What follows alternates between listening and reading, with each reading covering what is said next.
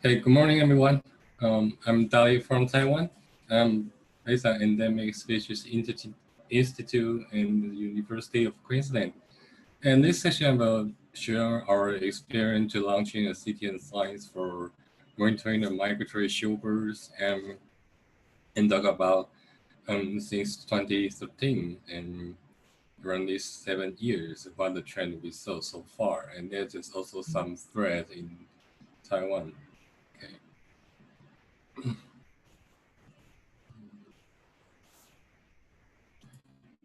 Sorry.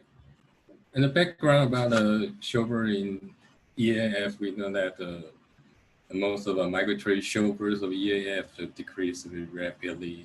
And this is maybe due to the threat like the mudflats loss and climate change and hunting about the shorebird.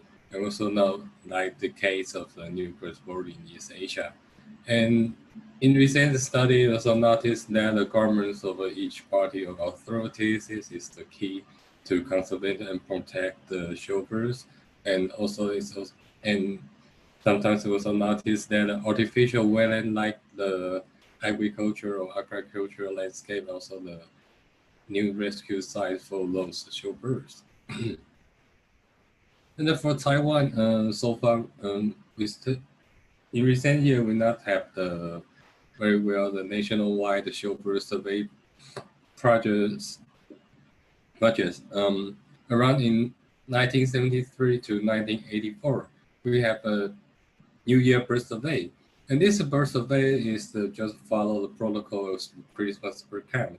So, and we also follow all the same protocol. So in that time, the radius of a circle is 20 kilometers. So in Taiwan, we just can able to put 3 different circles in North, Central, and South Taiwan.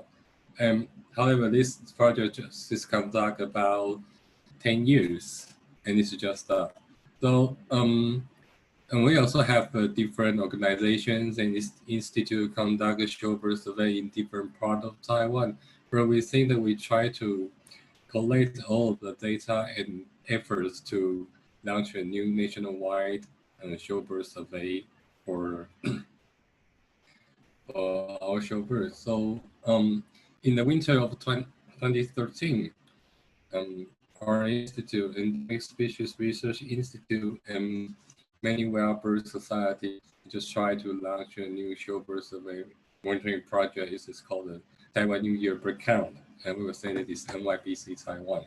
And we have about 1 in 70 sites in different parts of Taiwan, and this is also including mountain area because some volunteers are interested in different birds in different parts of Taiwan.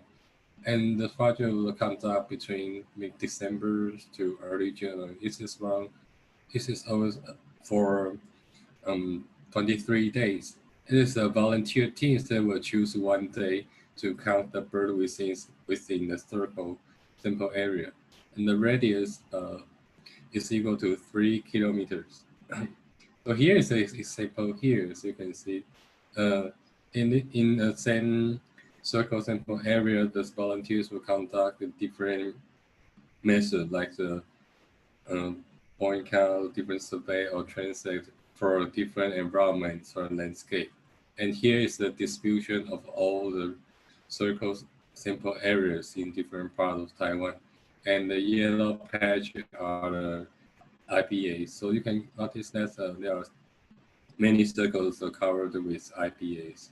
And this project is also focused on the migratory waterbirds, so that the coast area of Taiwan is almost covered by our sample areas.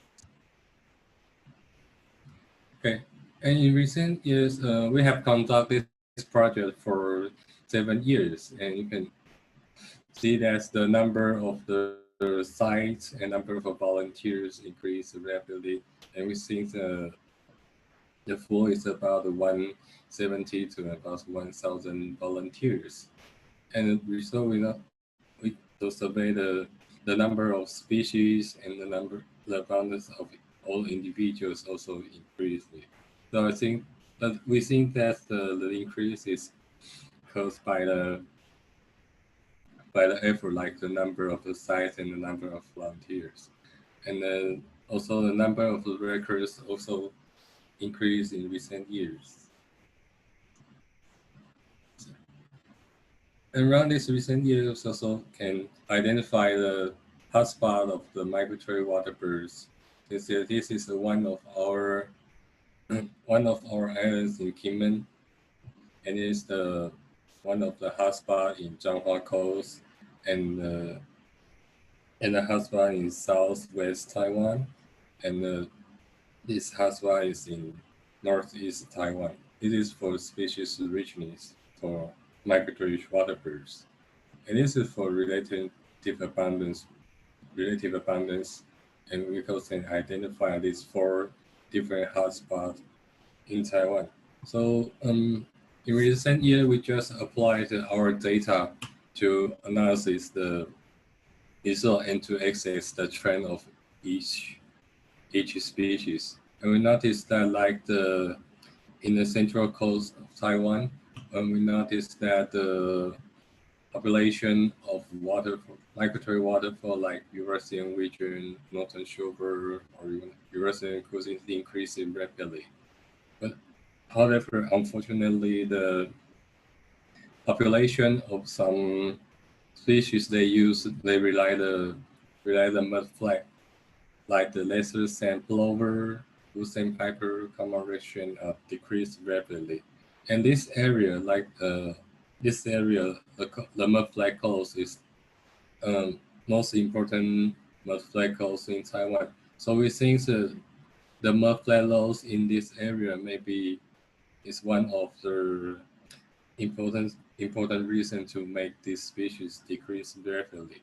So we are now so far to collect the data of the dynamic of the mudflat in this area and to compare the relationship between the area of mudflat and the population trends of these species. You can also notice that like the centering is also decreased rapidly, but the number of the redneck stinks is increased rapidly. Okay. And this part is for different issue. And this area is one of the hotspots in Yilan Plain of northeast Taiwan. But this is different part of the issue. You can notice that the number of Eurasian region, common sandpiper, common snipe, and blue sandpiper, these species decrease rapidly. They also include a little ring plover, long-toed tint. And for this species sometimes we think they rely on freshwater wetland. And like in Yilan Plain, northeast Taiwan, this is one of the most important area for rice paddies. Most of in these products is produce the rice. So we think the freshwater wetland is important for those species.